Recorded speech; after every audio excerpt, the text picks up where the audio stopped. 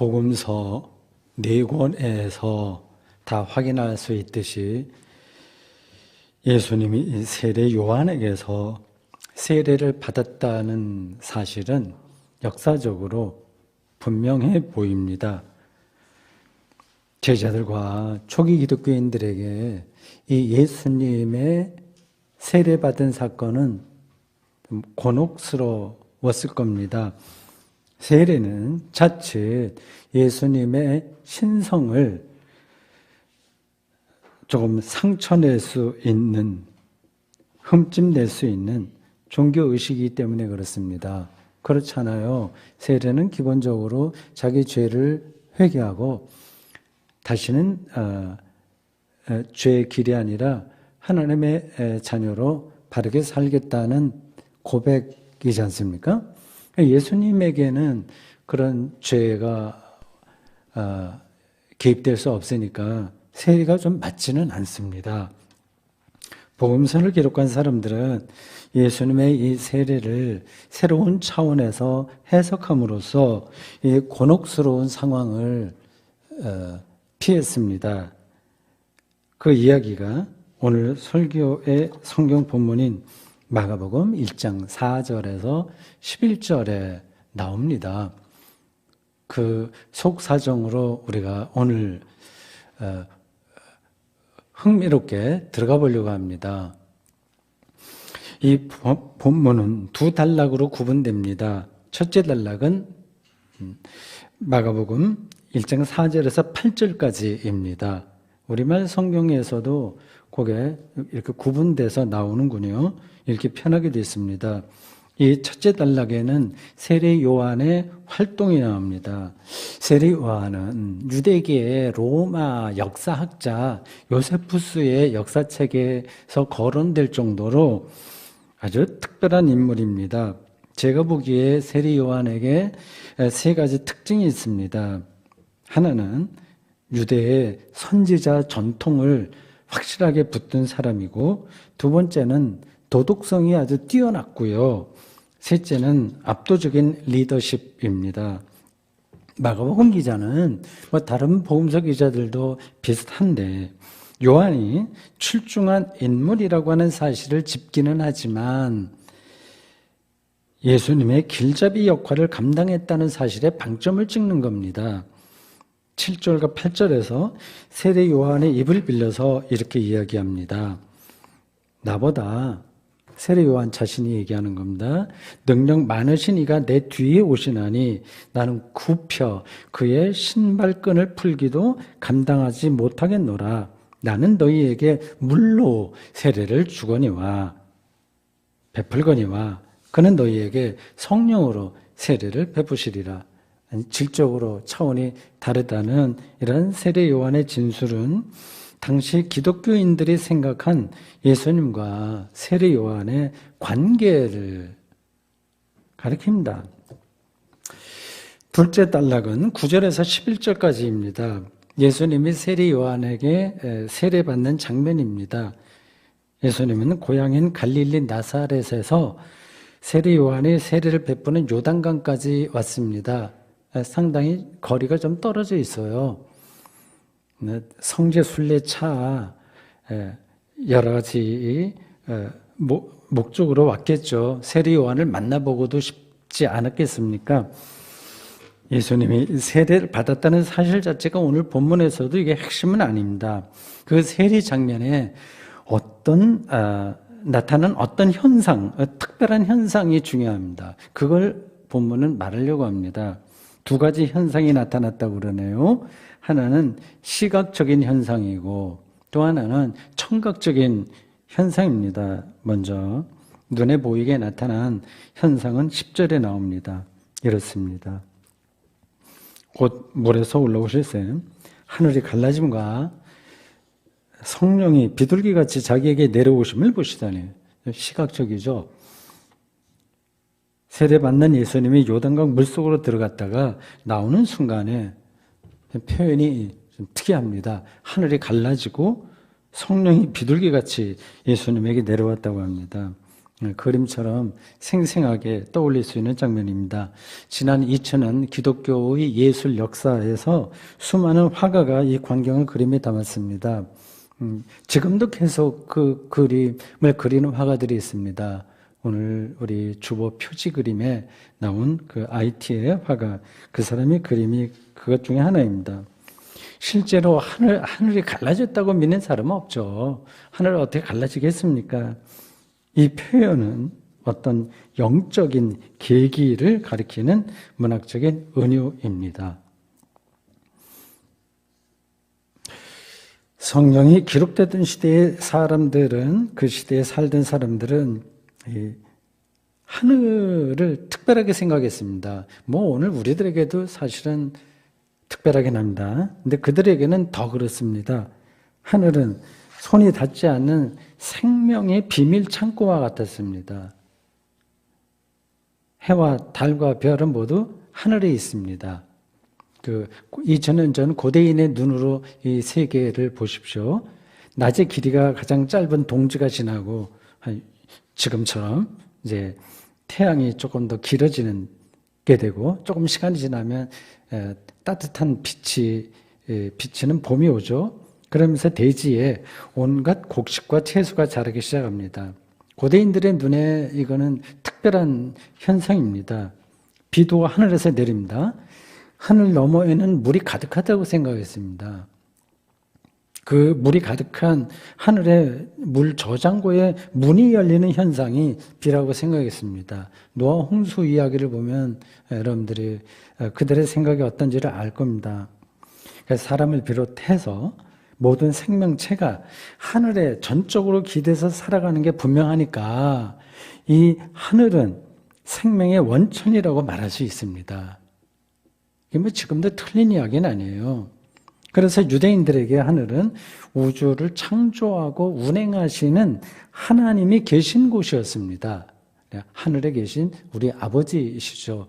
그렇게 표현했습니다. 오늘 본문은 그 하늘에서 성령이 비둘기같이 예수님에게 내려왔다고 합니다. 이 비둘기는 성령의 오심을 시각적으로 표현한 겁니다. 오순절 성령 강림 사건이요. 사도행전 2장에 나오죠. 거기 그때에도 성령이 불꽃으로, 불의 혀라고 했는데 불꽃이죠. 그렇게 묘사된 것하고 비슷한 겁니다.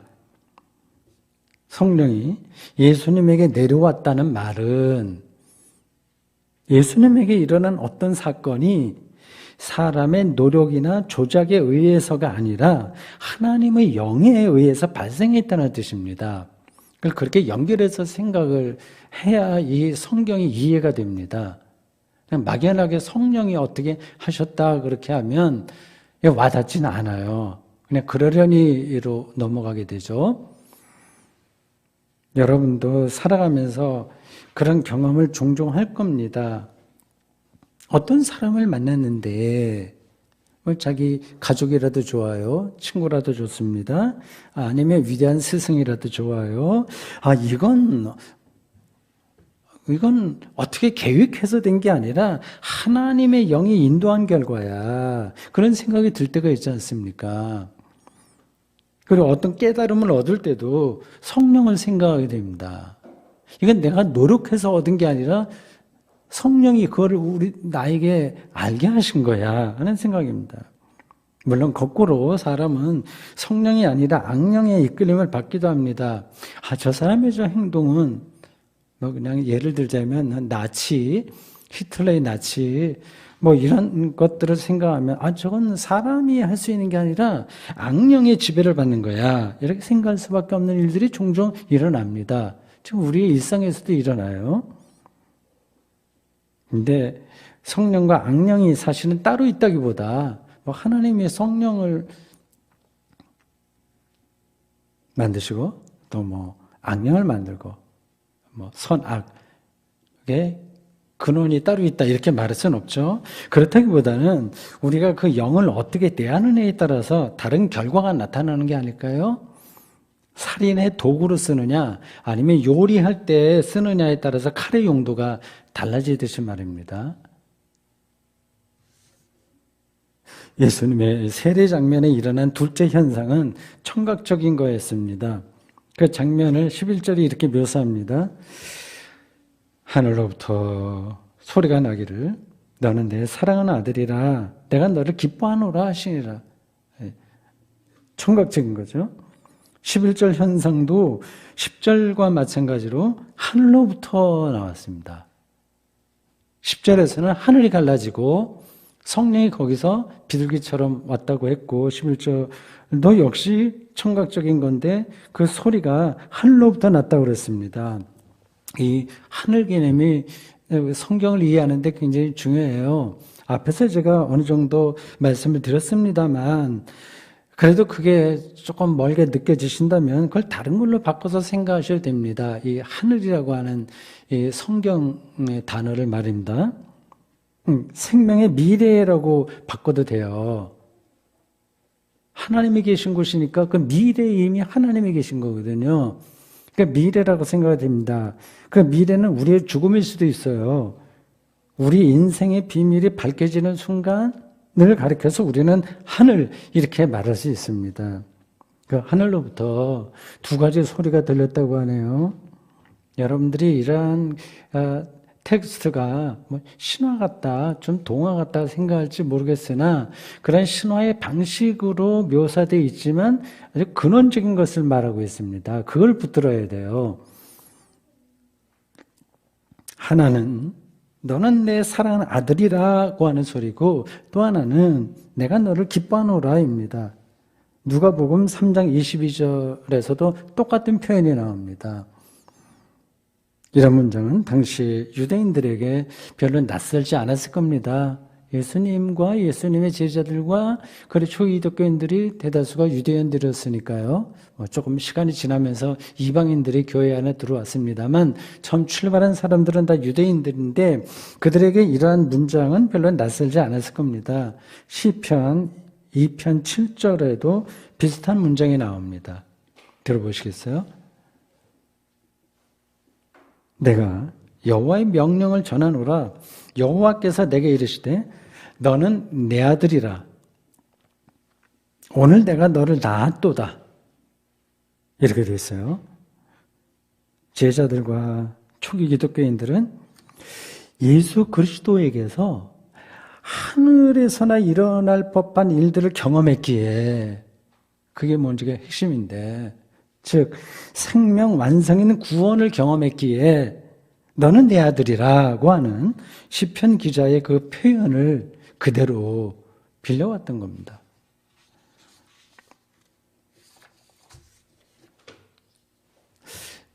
오늘날도 그럴 만한 눈과 귀가 있으면 하늘이 갈라지는 걸 보고 하늘의 소리를 들을 수 있습니다. 또 그거를 보고 들어야 됩니다. 여러분은 그런 경험을 언제 하십니까?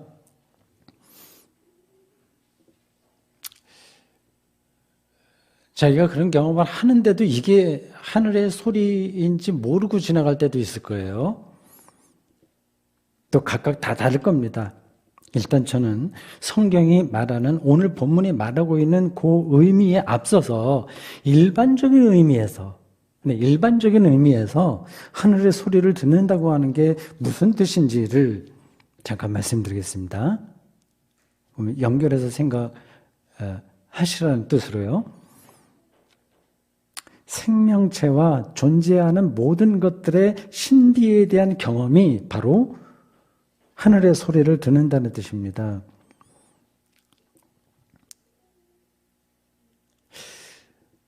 신비이기 때문에 손에 잡히지가 않아요.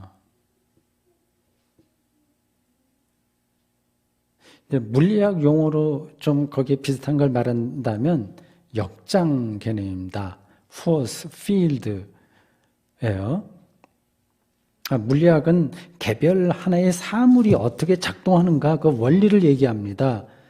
근데 지금 물리학이 첨단의 물리학에 말하는 것은 이 사물 하나하나 이런 것들의 구조, 그 작동, 일반적인 원리 그게 더 큰 힘 안에 들어있다는 것을 말하고 있어요. 그걸 이제 field라고 합니다. 장 개념이라고 합니다. 신비로운 거죠. 일상적인 예를 들게요. 제가 설교하는 강단에 이 성경책이 있습니다. 하나의 책이라는 사물로서는 뭐 큰 의미가 있지 않아 보여요. 성냥 하나만 있으면 이거 다 태워서 없앱니다. 간단합니다. 그러나 그 실체를 뚫어본다면 우주 전체가 이 성경이라는 책 안에 들어있다는 사실을 느낄 수 있을 겁니다. 이 종이 한 장, 이미 우주의 무게를 담고 있습니다. 물리학적으로 확실한 겁니다. 이 종이 한 장을 이게 어디서 왔지? 그걸 따라가 보세요. 어디까지 갈 수 있을까요? 태양까지 갈 수 있습니다. 이게 태양 에너지가 이 종이에다 들어있는 거예요. 펄프가 다 거기서 온 겁니다. 그러니까 제 손에 들고 있는 성경책 안에는 무한한 태양 에너지가 들어있다고 말해도 틀리지 않습니다. 신비로운 거죠. 특히 이게 성경이라고 한다면 인류 역사에 수많은 사연이 들어있다는 사실도 깨닫게 될 겁니다. 이 성경 안에서 우리는 아브라함도 만나고 모세도 만나고 예수와 제자들도 만날 수 있습니다. 못 만나는 사람은 못 만나겠죠. 우리의 인간관계도 그렇습니다. 허투루 대하면 아무것도 아니에요. 지나가는 엑스트라예요. 그냥 스치고 지나갈 뿐입니다. 그러나 그 실체를 뚫어본다면 아주 놀라운 그 인간관계를 보게 될 겁니다. 그 사람, 내가 만나는 어떤 그 사람과 그 사람의 몇 대 조상과 우리의 몇 대 조상이 친구였을 수도 있고 연인이었을지도 모르고 주인과 하인 관계였을지 모릅니다. 거슬러 올라가게 되면요. 또 진화론에 따르면 지구에 사는 생명체는 다 한 조상에서 나왔어요. 갈라진 겁니다, 이렇게. 그러니까 더 거슬러 올라가면 모두 빅뱅을 일으킨 한 점에서 나왔습니다. 명백한 사실이잖아요. 기독교 신앙에서 보더라도 우리와 다른 생명체는 모두 하나님에게서 왔으니 모두 다 한 형제고 자매입니다. 뭐 길고양이, 우리, 심지어는 나무들까지 사실은 하나님 안에서 다 한 형제 자매들이죠. 신비롭습니다.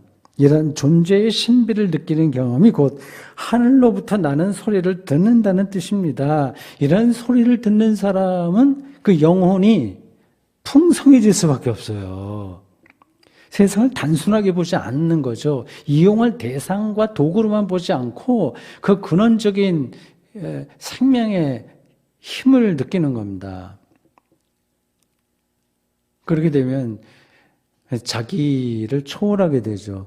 늘 우리는 내가 돈을 얼마 벌어야 돼? 저 사람을 내가 어떻게 이겨야 돼? 이 식으로 생각하면 내가 초월되지가 않습니다. 그냥 거기 묶여버리는 거예요, 그 질서에. 자, 그게 이제 일반적인 의미고요. 오늘 성경 본문이 말하는 하늘의 소리는 구체적으로 예수 그리스도에게 일어난 구원의 신비를 가리킵니다. 그걸 보는 사람이 있고 못 보는 사람이 있어요. 예수 그리스도를 통한 구원 사건을 신비라고 얘기하는 말은, 신비라고 말한 이유는 이게 그냥은 안 들어오기 때문에 그렇습니다. 들을 귀가 있는 사람에게만 들리는 말입니다. 예수님 당시에도 예수님 말씀을 알아먹지 못하는 사람들은 많았습니다. 많은 정도가 아니라 대부분이었죠. 조금 아까 제가 말씀드린 이 종이 한 장이 바로 태양이야 이렇게 얘기하는 거를 실감하지 못하는 사람하고 비슷한 겁니다. 그런 귀가 열려야만 그게 들어오게 되는 거거든요. 오늘 본문은 예수 그리스도에게 일어난 구원의 신비를 하나님의 아들이라는 말로 표현한 겁니다. 하나님의 아들. 엄청난 표현인 거예요. 예수님이 왜 하나님의 아들일까요? 우리 기독교인은 무슨 근거로 예수님을 통해서 하나님의 구원이 발생했다고 말할 수 있을까요?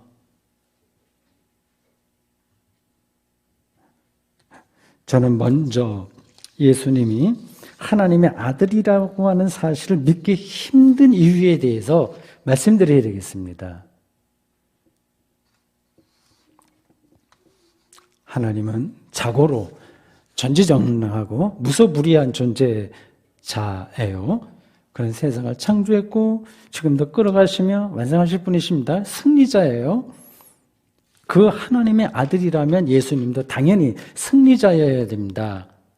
로마 군대를 하늘의 불벼락으로 박살내고 예루살렘 성전의 위선자들을 추방해야 하고요. 강력한 힘으로 모든 병자를 당장 고치고 모든 불행을 물리쳐야 됩니다. 뭔가 초월적인 권능으로 세상의 모든 악을 정화시켜야 됩니다. 그래야만 메시아라는 사실이 증명되는 거 아니겠습니까? 예수님 당시에 유대인들은 모두 그렇게 생각했습니다. 유대인만이 아니라 로마 사람들도 다 그렇게 생각했습니다. 그래서 힘 있는 사람들은 다 자신의 메시아 역할을 하려고 발버둥 쳤습니다. 그런데 예수님은 십자가에 처형당했어요. 실패자였죠. 그를 승리자라고 본 거는 그 당시 아무도 없었습니다. 하나님 아들에게는 이런 일이 일어나면 안 됩니다. 그래서 바울은 고린도전서 1장 22절 이하에서 이 사태를 아주 정확하게 짚었어요. 십자가에 못 박히신 그리스도를 전하는 일이 유대인들에게 이게 거리끼는 거다. 누구나 피하고 싶은 거다. 그리고 이방 사람들, 그 로마 사람들, 헬라 사람들, 교양 있는 사람들에게는 이건 미련한 거야. 그렇게 말했습니다. 그러니까 십자가 처형은 종교적인 차원에서나 정치적인 차원에서 메시아와는 거리가 멀다는 뜻입니다. 이런 상황에서 어떻게 예수님을 하나님의 아들이라고 우리가 믿을 수 있겠습니까?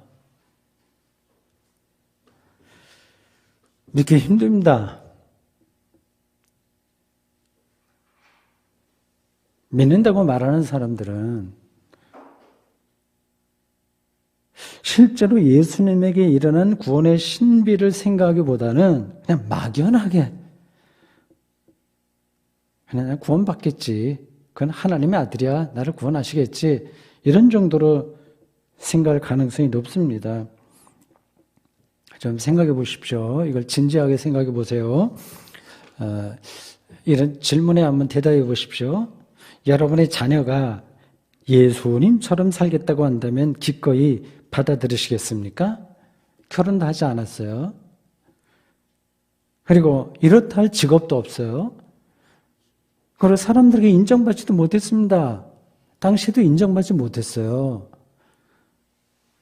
그리고 최후에는 로마 정치범으로 죽었습니다. 뭐 그렇게까지는 아니라고 하더라도 여러분의 자녀가 수도원에 들어가서 내가 평생 살겠다고 한다면 어떻게 하시겠습니까? 동의하기 힘들 겁니다. 우리가 예수님을 하나님의 아들이라고 말은 하지만 속으로는 전혀 다른 생각을 하고 있을지 몰라요.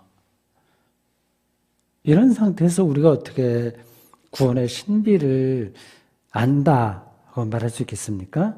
하늘의 소리를 듣는다고 말할 수 있겠습니까?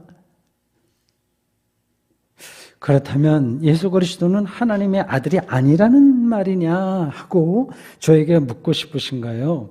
그럴 리가 있겠습니까? 저는 마가복음 기자가 전하는 그대로 예수님을 하나님의 아들이라고 믿습니다. 이 믿음은 하늘로부터 나는 소리를 들을 때, 들릴 때만 설득력이 있는 겁니다. 그러니까 구원의 비밀을 알아야만 합니다. 생명의 본질을 뚫어봐야 됩니다. 쉬운 말로 우리 인생의 궁극적인 의미를 새롭게 바라볼 때만 이 예수가 하나님의 아들이라고 하는 그 믿음이 가능합니다. 그렇지 않으면 안 돼요. 더 노골적으로 표현하면 어떻게 살아야 행복하지? 그거를 실질적으로 알아야만 이런 말이 가능합니다. 그냥 구원의 신비 얘기했는데 우리들에게 와닿는 말로는 행복하는 거니까 다 행복하자고 하는 거 아닙니까? 그래서 비유 제가 연결해서 설명한 거예요. 언젠가 제가 설교하면서 지난주 같습니다. 저는 행복을 파는 전도자가 아니라 복음 설교자라고 말씀드리긴 했어요. 그때 말하는 행복은 웃으면 복이 와요 수준의 행복, 혹은 힐링 캠프에서 마음 치료해서 얻는 그런 행복이었습니다. 저는 그런 행복을 선전하는 사람이 아니라고 말씀드린 거예요. 그 필요하죠, 살아가는데. 그러나 그거는 제가 할 일은 아니니까요. 지금 여기서 말씀드리는 행복은, 구원과 연관된 그 행복은 오히려 마태복음 5장에 나오는 복 있는 사람에 해당합니다. 소위 팔복이라 일컬어지는 거기서 나오는 복은 복이 있어라 라고 하는 그리스어 특별한 표현이에요. 어떤 사람에게 복이 있으라 그런 기원하는 건데, 거기서 말하는 행복은 가난하고 외롭고 울고 갇힌 사람에게 찾아옵니다. 지금 우리가 행복이라고 하는 개념으로 알고 있는 거하고는 반대예요. 그렇잖아요. 그러면 어떻게 하란 말이냐? 그러면 우리는 지금 상대적으로 풍족하게 사는 사람이니 성경의 복을 누리기는 틀렸구나. 그래 생각하지 마십시오. 그 팔복의 중심 메시지는 하나님이 복의 근원이라고 하는 사실에 대한 강조지, 가난을 미화하는 게 아닙니다. 가난 미화는 성서의 가르침과는 다릅니다. 그러니까 하나님의 권리 구분하기가 쉽지 않아서 좀 그렇긴 합니다. 그러니까 여기서 팔복에서 말하려고 하는 핵심이 이거예요. 하나님이 함께하는 사람은 세상 사람들이 끔찍하게 여기는 가난과 고독과 실패 가운데서도 궁극적으로 행복할 수 있다는 말씀입니다.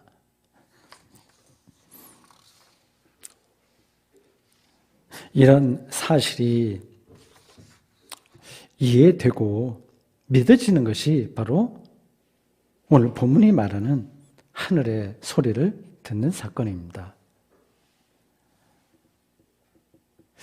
여기서 왜 나에게는 그러한 하늘의 소리가 들리지 않을까 하고 궁금하게 여기는 분들이 있을 겁니다. 이 말은 곧 생명의 근원이신 예수 그리스도가 현실로 느껴지지 않는 이유가 뭔가 하는 질문입니다. 여러분 자신에게 솔직하게 질문해 보세요. 예수 그리스도가 하나님의 아들이라고 하는 사실을 실감할 수 있으신가요? 그래서 예수 그리스도만으로 인생이 충분히 만족스러우신가요? 많은 분이 그렇겠지만 또 그렇지 못한 분도 많을 겁니다. 그런 경험이 간혹 주어지더라도 부분적으로, 근데 어느 순간에 들쑥날쑥 또 다 사라지는 분들도 있을 겁니다. 우리는 이렇게 평생에 걸쳐서 하나님을 믿는 사람인데 왜 생명 충만감을 누리지 못할까요? 우리는 왜 구원의 확신이 없는 걸까요? 그리고 그게 왜 더 나이가 들면서 풍성해지지 않는 걸까요? 가장 기본적인 기본적인 기독교 교리로 대답한다면 죄가 그 이유입니다. 죄예요. 좀 기분 나쁘게 들릴지 모르겠으나 성경이 말하는 대답입니다. 죄는 하나님과의 단절이에요. 하나님과 단절되면 당연히 하나님의 생명과 소통이 안 됩니다. 아쉽습니다. 죄는 이거예요. 저 사람이 정말 부도덕해, 이 차원이 아니라 그거는 그냥 교양이 있으면 다 처리할 수 있는 문제입니다.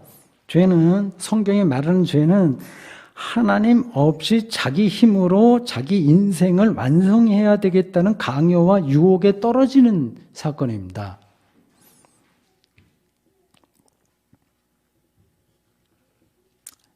이를 기독교의 위대한 스승들은 조금씩 다른 단어로 설명했습니다. 어거스틴은 교만이라고 했어요. 휘브리스예요. 자기를 높이는 거니까 당연히 그렇죠. 아퀴나스는 자기 사랑이라고 했고요. 판넨베르크는 자기 집중이라고 했습니다. 그래서 자기 일을 자기 삶의 중심에 놓으려는 욕망을 가리킵니다. 이게 정말 멋있는 거예요. 세상은 늘 그렇게 살아야 된다고 우리를 부추깁니다. 네가 주인공이야. 절대 손해보면 안 돼. 그렇게 살라고 부추깁니다. 그것도 굉장히 그럴듯하게 들리기도 해요. 그래서 기독교인들은 양쪽에서 헷갈리면서 삽니다. 오해는 하지 마십시오. 똑바로 정신 차리고 자기 인생을 완성해 나가는 게 잘못이라는 뜻은 아닙니다. 니체와 프로이트가 이미 충분할 정도로 비판했듯이 기독교 신앙을 노예의식으로 받아들이면 곤란합니다.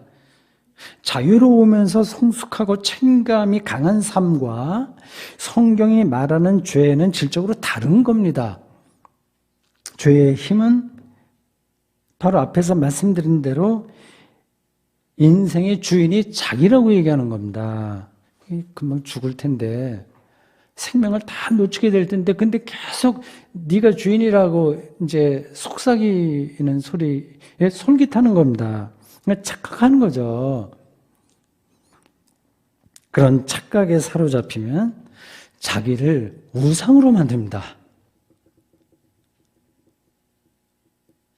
자기 우상 혹은 자식이 우상이 된다거나 그렇게 되죠. 자기 우상화가 오늘날 어떻게 나타나는지는 여러분도 아실 겁니다. 끝없는 소비로 자기를 확인하려고 합니다. 아무리 많은 물질로 자기 인생을 채워도 여러분이 다 아시는 대로 공허에서 벗어나지 못합니다. 겉은 멀쩡해도 내면의 세계, 우리가 영혼이라고 부르는 그 삶은 병들어갑니다. 예수가 하나님의 아들이라는, 즉 생명의 근원이라는 하늘의 소리가 들리지 않습니다.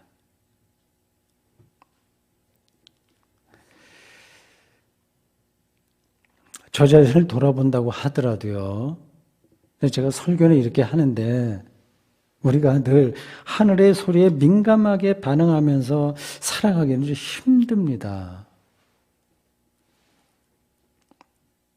죽을 때까지 자기를 중심에 놓으려는 죄의 속성에서 완전히 자유로워지지 않기 때문입니다. 그래서 바울도 로마서에서 죽어야 죄에서 자유로워진다고 얘기했어요. 이게 우리의 삶입니다. 여기서 최선은 하늘의 소리를 들었던 사람의 경험을 바짝 따라가는 겁니다. 예수가 무슨 말을 했는지 귀를 기울여야 돼요. 예수 운명에서 일어난 사건이 뭔지, 그가 하나님의 아들인 근거가 뭔지 시험 공부하듯이 구도적인 자세로 배우는 겁니다. 그 배움의 수준만큼 하늘에서 울리는 생명의 소리가 여러분의 귀에 들릴 겁니다. 그런 소리를 들으면 오늘 본문 11절 후반절에 말하듯이 내가 너를 기뻐하노라 하는 그런 말씀처럼 우리 영혼이 기쁨으로 충만해질 겁니다. 이런 충만감 외에 우리 인생에서 더 귀한 것이 뭐가 있을까요? 아멘.